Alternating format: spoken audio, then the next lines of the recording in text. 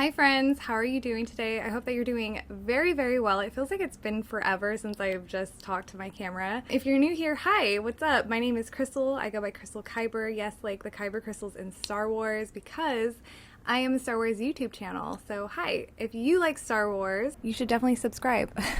Today, I'm really excited because I'm starting a new series on my YouTube channel. So now that we're done with The Mandalorian, I kind of want to talk about just Star Wars. Thought that instead of just talking about Star Wars, I could also put on makeup and get ready for my day or get ready to stay home. The Baby Yoda Social Club has been trying to come up with a cool name for this series. So far, we've come up with the pretty chlorians, like the midi chlorians or the M count, but like pretty chlorians, you know? Maybe like the beauty side of Star Wars, like the dark side. I don't know. If you guys can think of like a cool name for this series, that would be really cool. So I do have to say that I am not a cosplayer, like I don't cosplay. So it's not gonna be like me doing cosplay makeup, but I am a professional makeup artist. I know I feel like I say it in every single video. It's like my whole identity. I'm gonna do my makeup and we can hang out and talk about Star Wars. So I actually do this with a lot of my friends. We sit on FaceTime and we put on makeup together. So it's kind of like we're hanging out.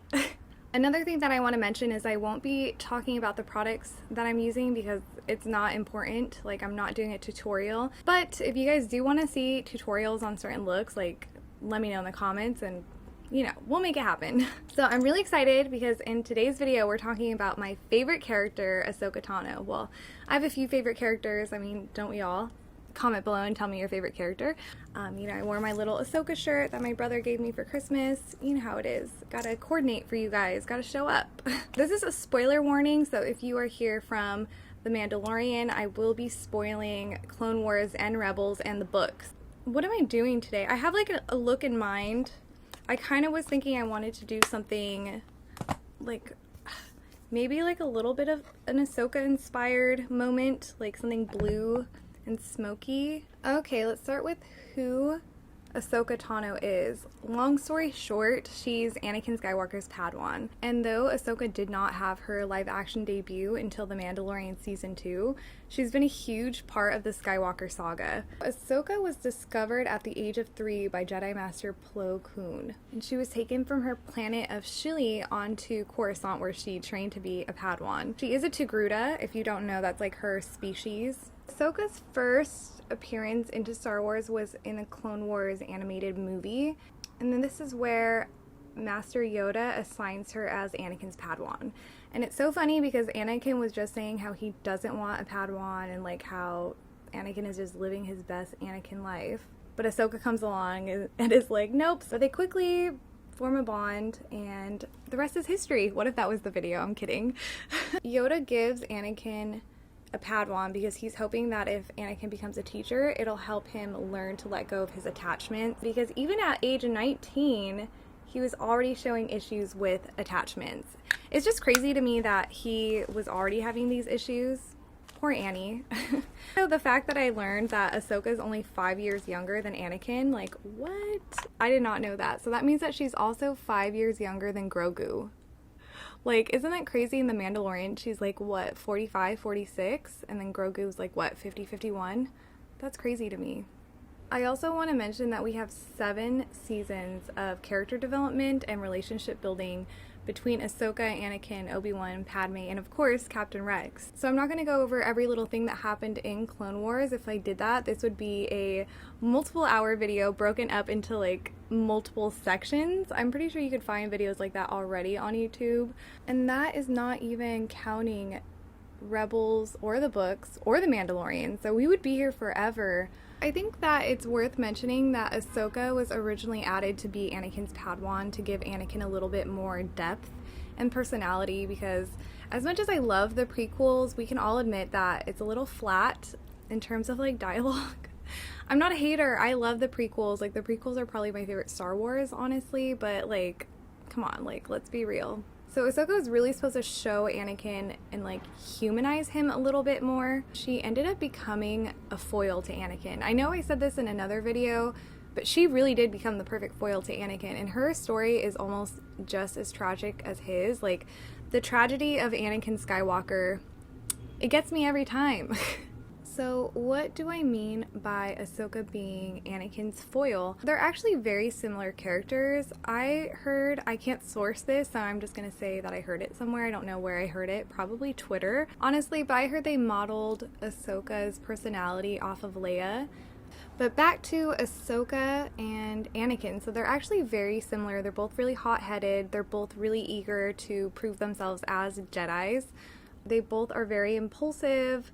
They share a lot of different character traits. They're always questioning their attachments or the issues with letting go of attachments within being a Jedi, but the way that they deal with these attachments is really what separates them, whereas Ahsoka she goes more towards the light, Anakin goes more towards the dark side. I mean, obviously he becomes Darth Vader.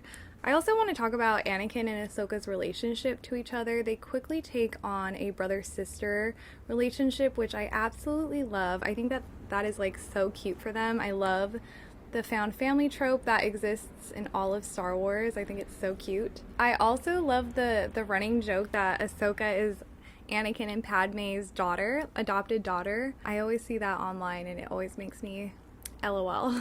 Like, I know that they have more of a brother-sister vibe, but it's just like a cute little joke that I just love. And it's pretty heavily implied that Ahsoka did know about Anakin and Padme. I mean, how could she not? She spent so much time with both of them. I think everyone kind of knew, they just kind of overlooked it, honestly. Yeah, another thing about Anakin and Ahsoka is we do not ship them, okay? We do not ship Annie and Ahsoka. It doesn't happen, not in this house. We're never talking about it, okay? I have some really embarrassing Star Wars ships, like probably some ships that people would be like, really girl, like that's who you're shipping, but we do not ship Annie and Ahsoka. Maybe in another video, I'll tell you guys my embarrassing ships. I'm just like laughing at how embarrassing they are. It's also worth mentioning that somewhere in the middle of the Clone Wars, Ahsoka meets Bocaton. Yes, Bocaton from Rebels and from The Mandalorian, and they did not get along at first. Their relationship was not a good relationship. So they meet on the planet of Karlak, and Bo-Katan at this point is still part of Death Watch, and she's still part of the Night Owls. I mean, I think she'll always be part of the Night Owls, but she's part of Death Watch. And Death Watch at this point has taken over Karlak and enslaved the people there, and the people that they've enslaved are the Ming Po. And so they've slaughtered and enslaved the Ming Po, and doesn't that sound familiar?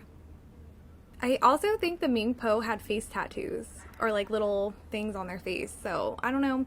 I know some people were saying that the magistrate from The Mandalorian might have been a Night Sister, which doesn't make any sense to me, but I think it makes sense that she would be a Ming Po and why she would have a Beskar spear. I know that the whole her being a Night Sister is kind of like a rumor. I don't believe that rumor. I think if it's going to be anyone, it's a people we haven't heard of, or it's going to be the Ming Po. So I know what you're thinking, Crystal, your foundation is too light. I know. I'll fix it. I tan super easy, and guess what I've been doing? Going to the beach, because guess what the weather is in Los Angeles? It's the mid to high 80s. Something that I do want to mention that happens in Clone Wars is Ahsoka's death. Yeah, I know. Ahsoka dies. It's crazy, I know. It's in the Mortis arc, and the Mortis arc is probably one of the coolest arcs in Clone Wars. So Mortis is an ancient planet with beings that are the living embodiment of the Force. I know, it's like really crazy. It's like, it goes real deep. So the father holds the balance between the Force, and the sister is the light side of the Force, and the brother, the son, is the living embodiment of the dark side of the Force. So it's kind of cool. It's very metaphorical, very allegorical, you know what I mean. If you've seen it, if you know, you know.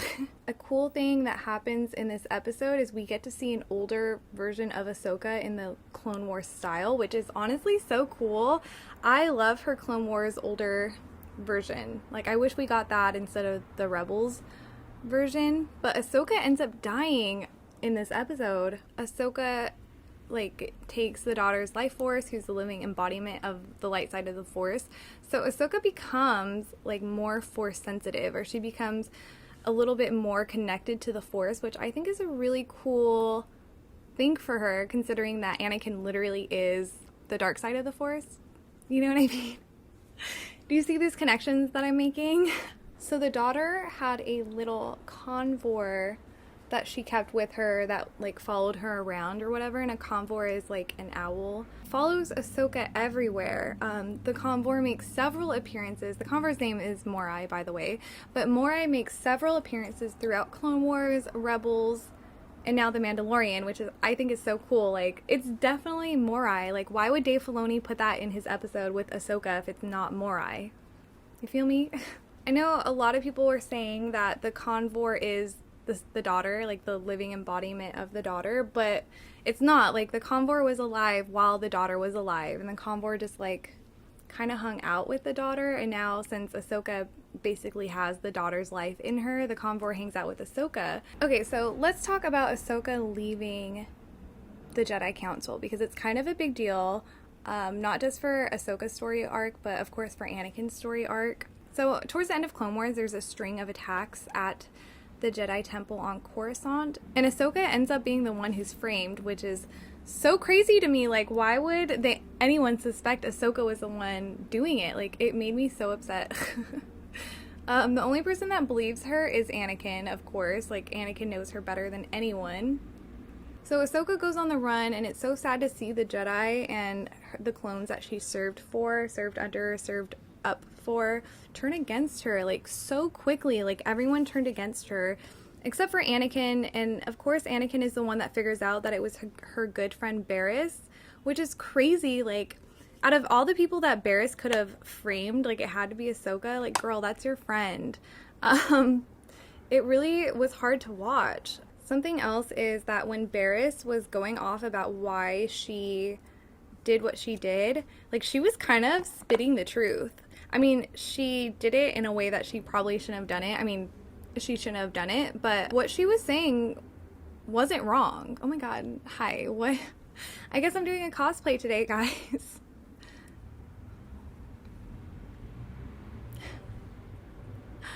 Oh my god, hi. But yeah, Barris honestly wasn't wrong. It was just the way that she went about it. And honestly, the fact that she blamed Ahsoka, which was wrong. Like, I think an extremist on either side is wrong. Only the Siths deal in absolutes. So this betrayal of Barris and the fact that the Jedi Council turned against her hit so hard for Ahsoka.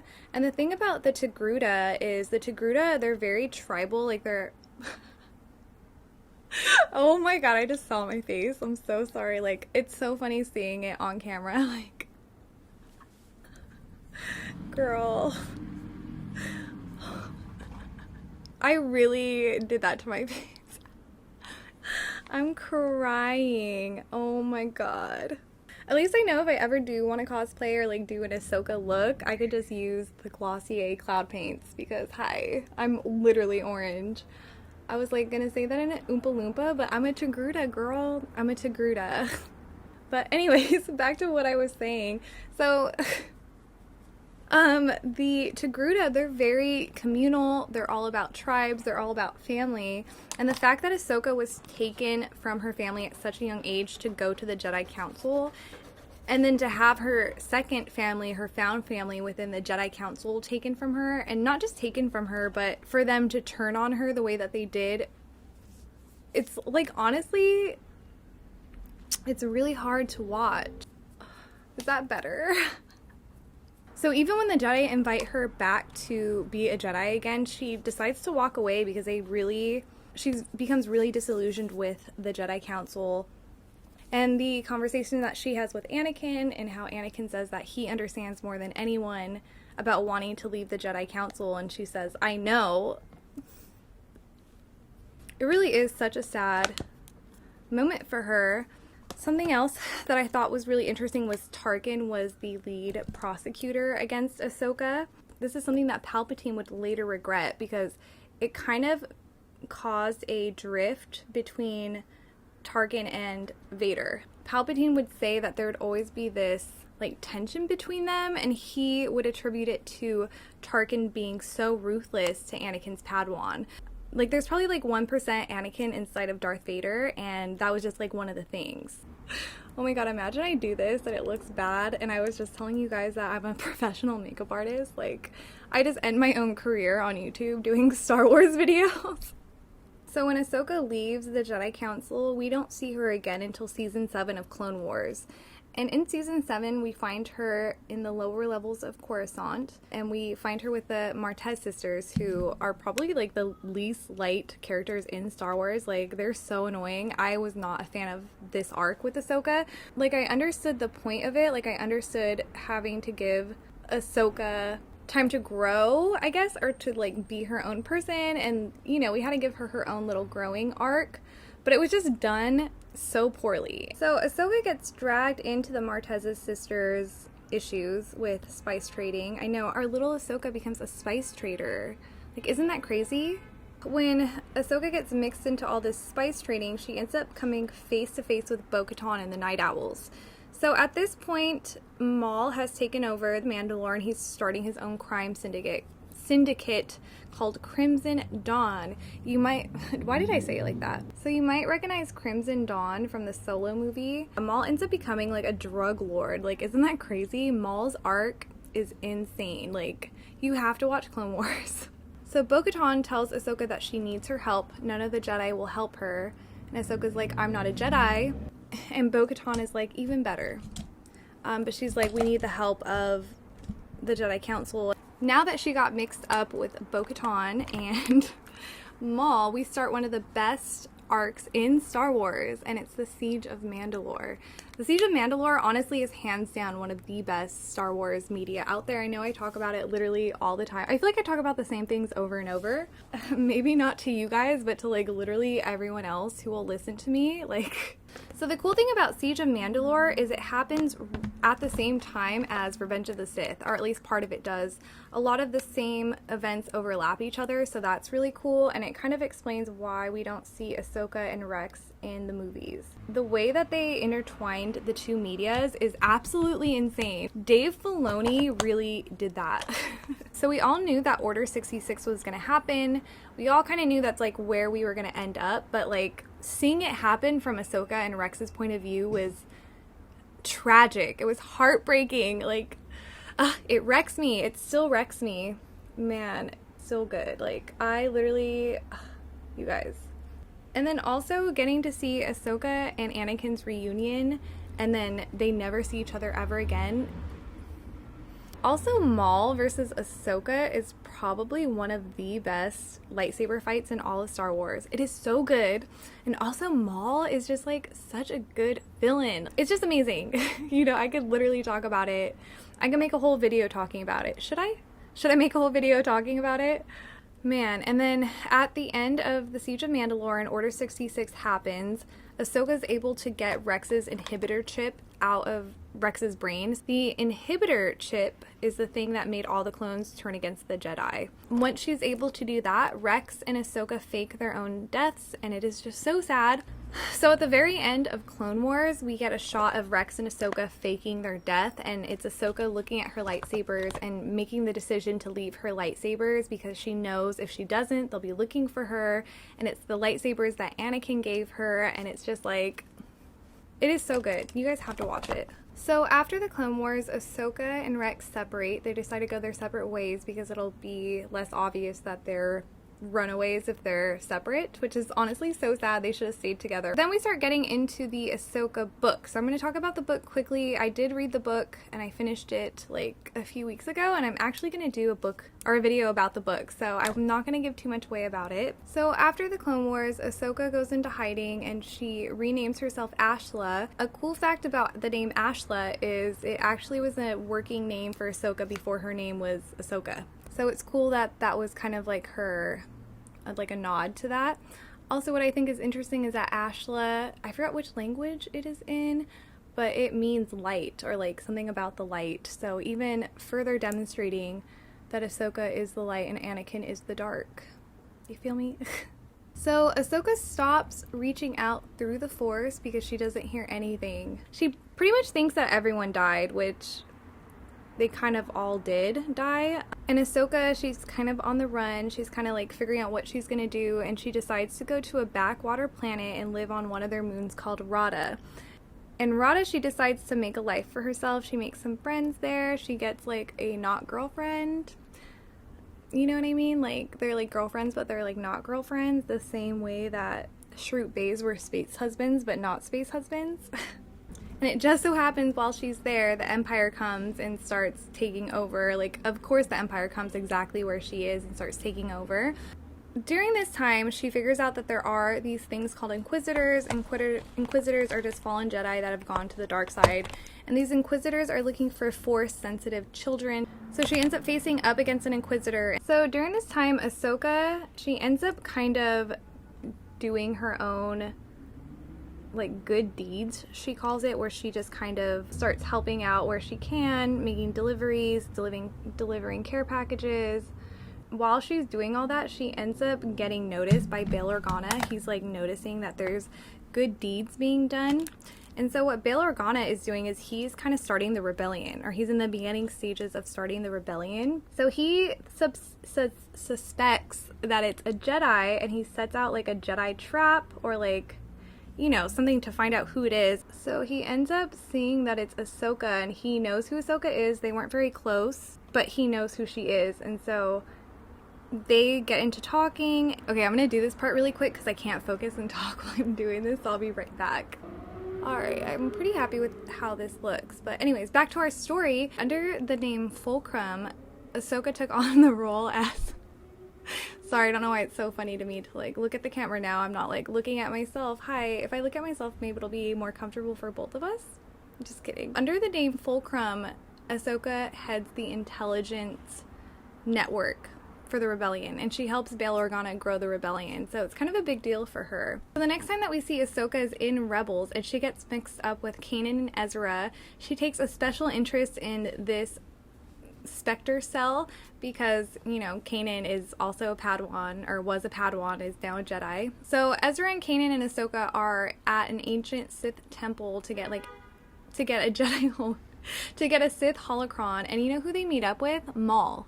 Again. And what I think is really crazy about this whole arc is that this is the first time that Maul and Ahsoka has seen each other in like years, like since the Clone Wars. Like, can you imagine what that must have been like for either one of them? And what's even crazier is that Ahsoka defends him from the Inquisitors. Like, she literally blocks the Inquisitor from hitting Maul. Like, that's crazy to me considering their last meeting at the Siege of Mandalore. Like, I was like, wait, what? What is happening? So during this arc, Ahsoka goes face to face against Darth Vader, and up until this point, there's been like little inklings of Anakin being Darth Vader. I mean, of course, we as the audience know that Anakin is Darth Vader, but Ahsoka doesn't, and it's kind of hinted at that Ahsoka might be in denial that it's Anakin. Like, she might think it, but she doesn't like fully commit to it. Their battle, she like knocks off part of his helmet, and it's Anakin calling out to her. Like, for 1 second, it's Anakin, and it is like crazy, you guys. Like, I literally almost cried at this part. Like, I was doing a watch through with my friends, and we all got emotional, even though we've seen Rebels. Like, so my friend Nate is doing a watch through of Rebels for his first time, and I'm always like, I love hearing about other people watching Star Wars, and like, I love talking to people about Star Wars. I mean, obviously that's why I have a YouTube channel, but like, I'm constantly like, where are you at? Where are you at? Like, let's watch an episode together, because it's just so good. And I just like, I love the experience of other people experiencing it, because it has just meant so much to me personally. And like, I don't know, I got so emotional when it was Ahsoka and Vader, and Ahsoka realizing that Darth Vader is her old master, and that her old master is essentially dead. And not only dead, but he's doing these awful things in the galaxy. He's the worst. She has to face the fact that she has to defeat her old master or kill him, and she refuses. She wants to bring Anakin back from the dark side, and she's unable to. It's just like really sad. It's really tragic. It's not clear until the very end of Rebels when Ezra goes to the World Between Worlds, and the World Between Worlds is probably something that we're going to see in the Ahsoka TV show, which is going to be really cool. The World Between Worlds is kind of like this bridge to other timelines and time zones, and it's like a place where time and space doesn't exist. Ezra is able to pull Ahsoka out at the very last second, right when the Sith temple is like collapsing. He pulls her out, pulls her into the World Between Worlds, and saves her. So Ahsoka lives.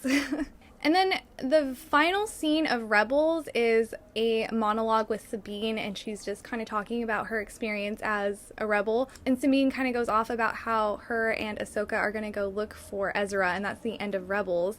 But Dave Filoni has kind of alluded to the fact that that might not happen until after The Mandalorian. And I think it's been confirmed that Ahsoka is now the sequels to Rebel, like the live action sequel to Rebels will be the Ahsoka show. So I think we all kind of think that the Ahsoka show will be Sabine and Ahsoka on their way to find Ezra in the world between worlds. And Thrawn, of course, because Thrawn and Ezra were together. So in The Mandalorian, the season 2, episode 13 of The Mandalorian, seeing Ahsoka in live action is just like this validation. It was just so cool seeing her in live action. I was losing my mind, you guys. In The Mandalorian, we see her looking for Thrawn, and she questions Morgan, the magistrate. We assume that the magistrate tells her where Thrawn is because they won in a battle. And I think the reason she's looking for Thrawn, like what I said earlier, but Thrawn and Ezra were last seen together. I think that's why she's looking for Thrawn. I don't think Thrawn is tied to the New Republic or the Empire anymore. Like, why would he be? His allegiance was never to the Empire. It was never to Palpatine. His allegiance was mostly to his people, the Trist. I think that's like where we're going to see the future of Ahsoka going. I know some people weren't very stoked about it, about Ahsoka live action and like having Ashley not be Ahsoka. But like, the thing is, like, Rosario Dawson killed it. She studied. She looks like Ahsoka. I think she did such a good job. I'm so excited. I'm excited to see what they do with her character. Dave Filoni knows what's up. It's literally his baby. But yeah, that is the Ahsoka story so far. It's a lot. I know it's a lot. But that's why I'm making these videos, so I can like help you guys out. Oh, before you guys log out, because I know once I start doing the outro, people usually log out. But before you log out, I just want to say something that I really want to see in the Ahsoka TV show, or the Ahsoka TV show. I want to see a moment between Ahsoka and Luke Skywalker, and I want them to, like, I would love to see Luke tell Ahsoka that Anakin was able to come back from the dark side to the light side. Like, I would love that to happen because it's something that Ahsoka wasn't able to do, and I think it's something that Ahsoka felt guilty for her whole life. Like, this was her master, like, she left him behind, and he turned to the dark side. So I think that she feels a little bit responsible for that. Yeah, I would just really love to see a moment between Luke and Ahsoka. Okay, what do you guys think about my new series that I'm doing? I really want to do these for other characters. Like, I have a list of people I want to talk about and events I want to talk about, and I just kind of want to hang out and do makeup and like talk. We can just vibe. If you guys like this video, let me know in the comments down below. This is a brand new series that I'm doing, so I'm really interested on your guys' feedback. I feel like I kind of blacked out for 2 hours, so I don't even know if anything I said made sense. I mean, I'll know once I go back to edit, but like, I want to give a shout out to the Baby Yoda Social Club, Mariah and Mitchell, because you guys are like the real ones. You guys help me with like literally everything that I do, and I appreciate you guys so much. Shout out to all of you guys that have been supporting me and reaching out to me, and like, it's just so cool that I have Star Wars friends now. If you guys want to hang out and chat, like, I'm always on Twitter. Catch me on Twitter. I'm always slipping on Twitter. Check out my Instagram. I post things there sometimes. And the comment section, I love talking to you guys in the comment section. I feel like we have fun. I hope that you guys have an amazing rest of your day, and may the force be with you. Okay, bye. But yeah, oh yeah, let me show you guys my makeup really quick. But is this giving you guys Ahsoka vibes? Yes or no? Yes, no, maybe.